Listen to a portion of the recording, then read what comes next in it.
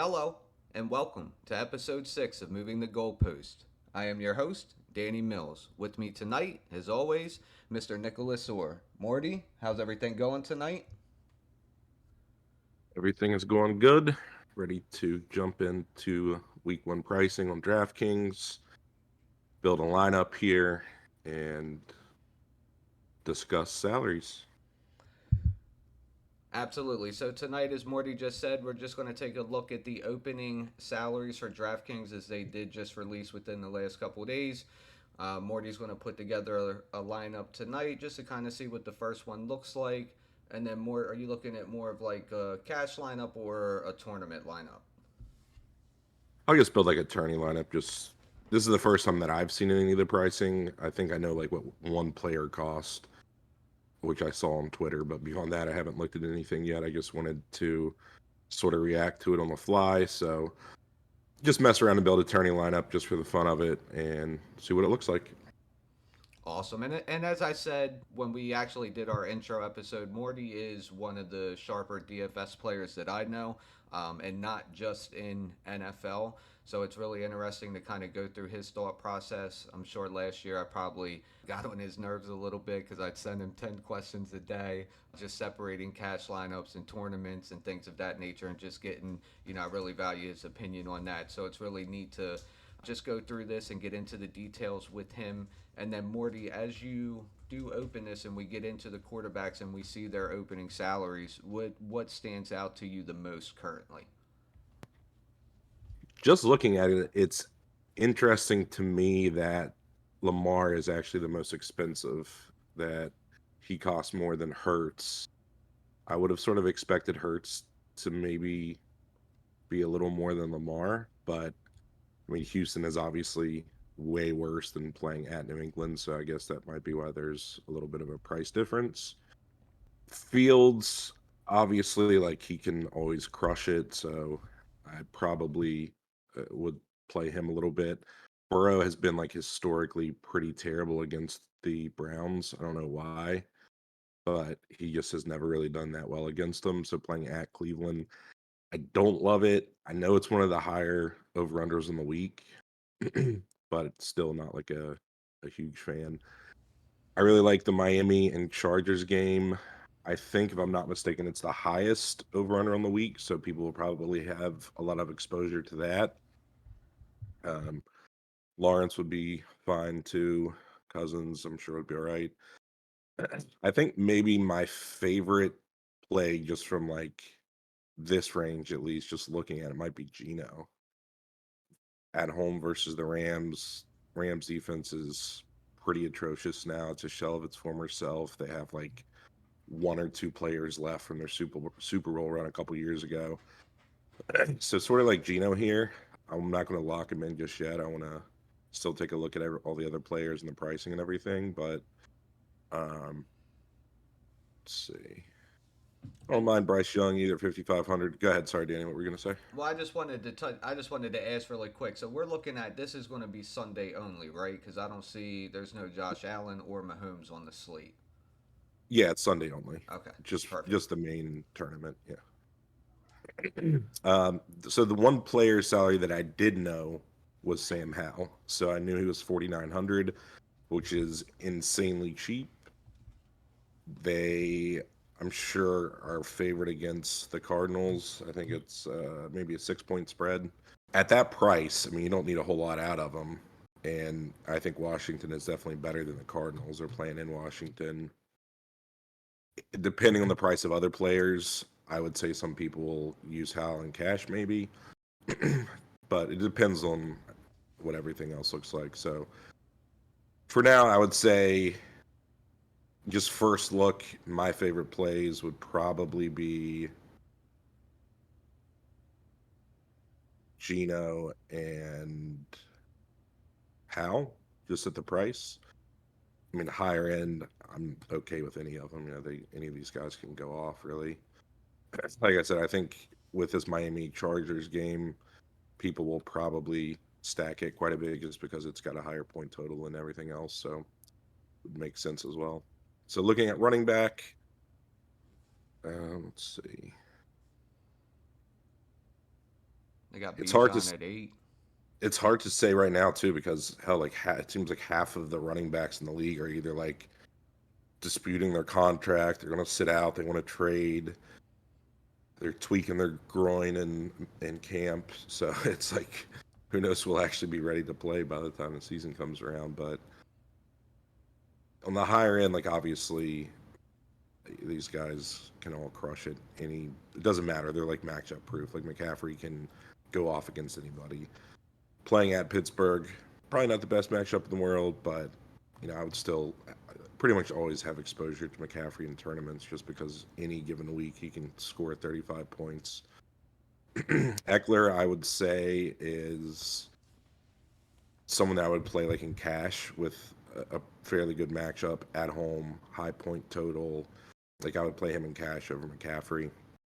Um, Bijan at 8K, definitely don't have a problem with that.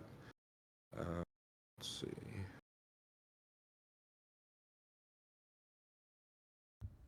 Aaron Jones at 6,300 is pretty nice. I mean, Chicago's defense, not the greatest. Definitely would have some of him.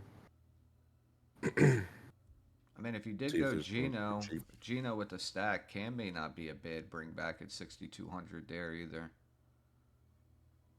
Would you consider that like a Cam Akers or would you try to consider maybe like a Cup bring back for that game? Probably rather go Cup or like Higby, only because I don't think the Rams are going to win, and I'd rather not have Akers if they're behind.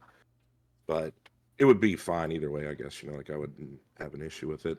Let me go ahead just for now. I'm going to lock in Geno at QB. We'll leave running back alone for the time being, and then look at wide receiver. So Jefferson being 8,800 makes sense. Cup's at an 8,400. Tyreek and Jamar Chase, Devontae, AJ Brown. I mean, Brown's pretty cheap in comparison to a lot of these top tier guys. I kind of want to see. So Lockett, they have at 6,700. Metcalf, 7K. How much is JSN? That's what I was just getting ready to ask how much It's JSN was. 4,900. Yeah, see that's So yeah, let's lock in JSN. And I could do a double. It's for anybody that's like not super familiar with DraftKings or daily fantasy as a whole. It's typically easier to have a stack either with a quarterback and one of their pass catchers or two of them. It just allows you to really get one thing right. Like if I get this block of players right, if this game goes off and Gino has a big game, at least one, maybe two of his wide receivers are going to have a big game. And if they all go off, someone from the Rams is likely to have a big game to keep it, in a shootout or at least keep it close. So the easier thing to do is really just to try to game stack because you don't have to parlay all these right thoughts into one, if that makes sense. You're trying to just pick a game, be right on that game, and then just hope that you have the right exposure to it. So like obviously I could stack JSN and Metcalf or JSN and Lockett, and then maybe it's Fant and Metcalf that go off, or Walker that goes off, and Cup on the other side. Like the hard part is getting those pieces all correct, but it makes it easier if you're at least just targeting that game, and it does end up being a shootout or fairly high scoring. So I'll say for now, I'll just leave it as is, and we'll run it back with Cup. And I might add someone else. I might even add Fant or something, depending on what he cost. But outside of that, like any other wide receivers that really at 6,500 kind of sparks my interest, but like it's his first game back. I don't know if he's going to go out there and just crush it very first game. Um, Olave at 6,500, I kind of like. They're playing at home in the Dome. Tennessee's defense was pretty atrocious last year. Derek Carr has a decent deep Else we got? ball. Yeah. um, Addison 5100. I think the one thing that sticks out to me is just how cheap they're pricing a lot of these rookie wide receivers. I bet a lot of these guys are going to be really popular. Like Addison being 5100 at home versus Tampa Bay, JSN being 4900, and like these defenses are really nothing to be afraid of. Um, Drake London only 5400 at home. I mean, that seems pretty cheap to me too. Generally, I don't overanalyze like every individual matchup and worry too much unless it's just something that's like historically time and time and again proven itself to be a problem. It was like Mike Evans versus the Saints. It's like 15 games of him like doing terrible against them for whatever reason. It's like maybe then I'll pay a little bit more attention to it, but I don't know. I'm gonna lock in London for now, just because I think that's super cheap, and why not? So tight end, Andrews actually surprised with Lamar being 8K. I mean that's a pretty expensive stack. If you have Andrews and Lamar both, especially in a game that's probably, I think Baltimore is 9.5, like 9.5, 10 point favorites, something like that. So can't really imagine them being in a shootout going back and forth. I mean, the Ravens could easily still score 35 or something, but I don't know. I like it still. I mean, they could put up a ton of points in the first half and then just sort of put it in cruise control in the second half. Like if they don't have to go back and forth. In other words, like they could just get there in literally 2 or 3 quarters. That's how it goes sometimes. So, um, Well, I mean, how do you feel about D'Amico?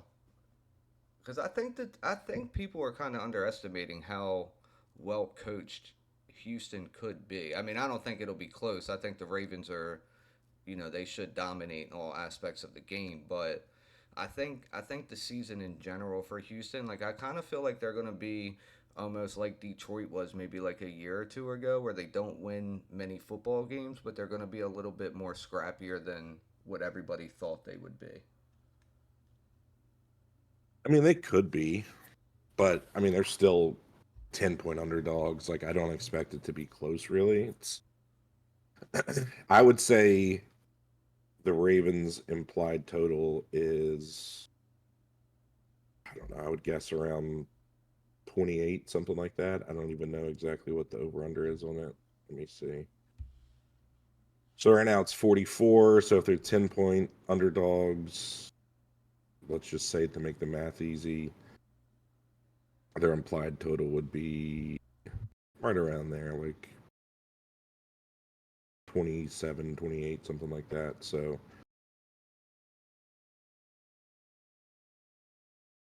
I guess it could go either way. Like they might be all right on the year, but once again, just not really worried about like one game. Like the Ravens are gonna win.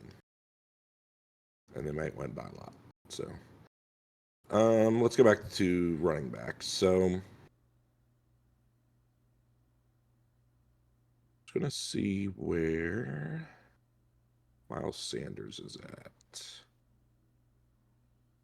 So just sort of adding to this game, just gonna run it back with Sanders. Why Now, not? and I know last year when I talked to you a lot about tournaments, you were really big on or looking at low or lower ownership. So is that something that you're taking into consideration too with Drake London and Miles Sanders, that hopefully the field in itself isn't, they're not going to be 18, 20, 25% owned players? I mean, at this point, I have no idea how high owned anyone's going to be. I think some of these players will be highly owned just because of their price. Like JSN is going to be super highly owned. I guarantee it. Um, since this is the first time seeing the salaries, I haven't looked at any projections or people's thoughts on this, so it's hard to say who will be highly owned. Like I would say London playing at home versus the Panthers being that cheap, I think he'll probably be decently owned. I mean, Sanders, I don't know, maybe not, but this is just more like first look. Let's just build a team and see what happens. If once I actually build teams, like yes, of course, that's something that I take into huge consideration is ownership percentage and how I can differentiate myself from everybody else. But for this purpose, I'm just sort of going on the fly and seeing what I can fit and what works. I'm gonna plug in a defense too. Just gonna look at it. Let's see.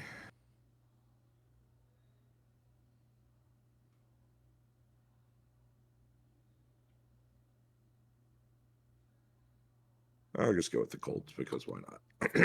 They're cheap. So 5,700 left. I wonder what old.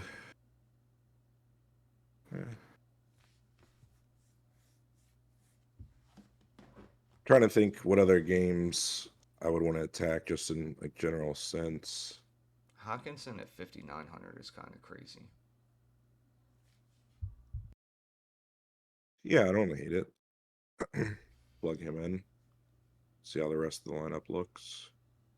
If we did flex, like let's just say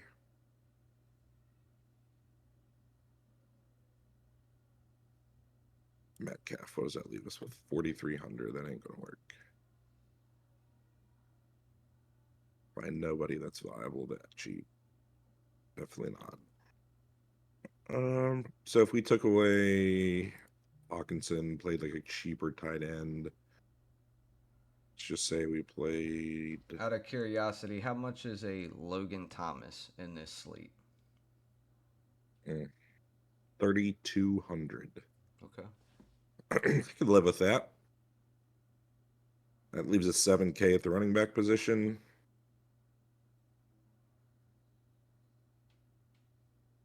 Eh, I none don't. that I really like. I was gonna say I don't. I don't like any of those. um,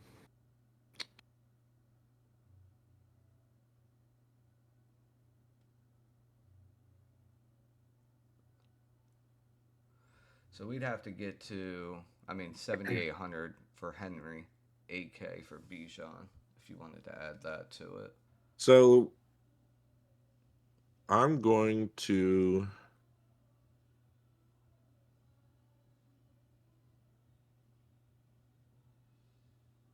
I'm going to go with Brian Robinson here. I'm going to take out Logan Thomas. That leaves us 5,100.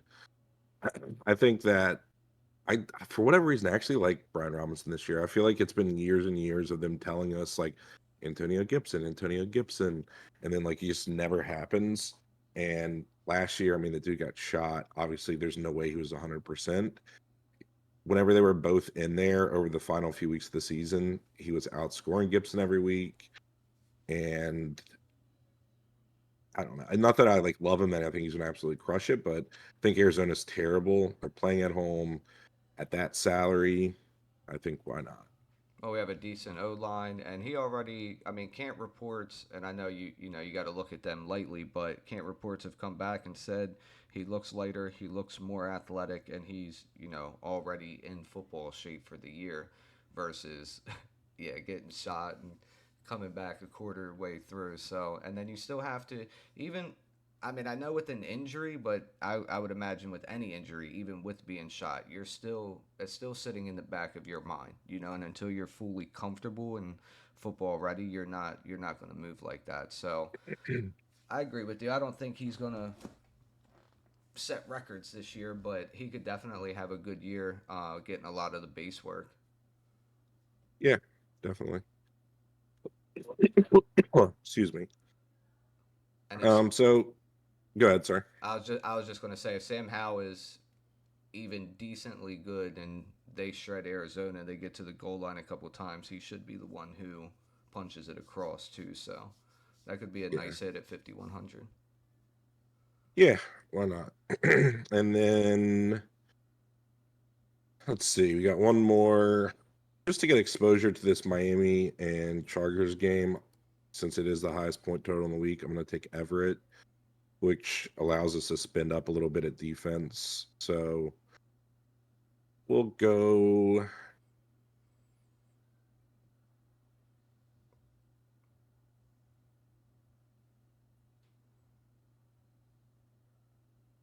I'm not gonna lie. Commanders Mm, at 2,800 is, if Arizona starts that rookie quarterback over McCoy, Commanders at 2,800 is something I'm taking all day. Tournament and probably cash play for week one. yeah, no, for sure. Well, I think that looks pretty good. I think we can run with that. Just as like first look tournament lineup. So you have Gino double stack, run it back with Cup. You have the correlation there with Robinson, Commanders defense, and then another little mini stack, Sanders and Drake London. So, and then just to get exposure to the highest point total of the week, take Everett at tight end. So I like that team. It's not too bad. But I think also like there's so many other things you can do here. You could take Lockett here instead, or run it with Fant, or something like that, where you have a cheaper stack if you really wanted it, and then in your flex you have 8,600 left, and now all of a sudden you can play Eckler instead. So you still got the double stack, you still have exposure to that Miami and Chargers game, but now you have Eckler from it instead, which I also like this lineup. So just, and a lot of times too, whenever I make tournament lineups, I will try to have like similar cores and then just make small changes like that, where if the rest of the lineup hits, I have different combinations of those last few pieces, and you just gotta hope that you're right on everything else. But yeah, so that's first look at the salary. I think it'll be interesting week one. I think it's always my favorite week because everyone has like months to debate it, talk about it, analyze it, dissect the pricing. People start to overthink things. They overreact to preseason games. One player has a 70-yard touchdown in preseason, and all of a sudden they're 30% owned week one, and they do absolutely nothing. So I personally think week one is probably my favorite slate of the year, and looking forward to getting there. I'm ready for it to start. Yeah, I would agree. Week one is definitely up there as one of my favorite slates. It's always high action. The defenses haven't woken up yet, so there's usually a ton of points in week one. So I'm really looking forward to getting into that with you. We do look forward to bringing you more episodes on DFS. If you enjoyed this episode, it's free to hit that subscribe button. You can follow us on Twitter at MT Goalpost. For Morty, I'm Danny. Until next time.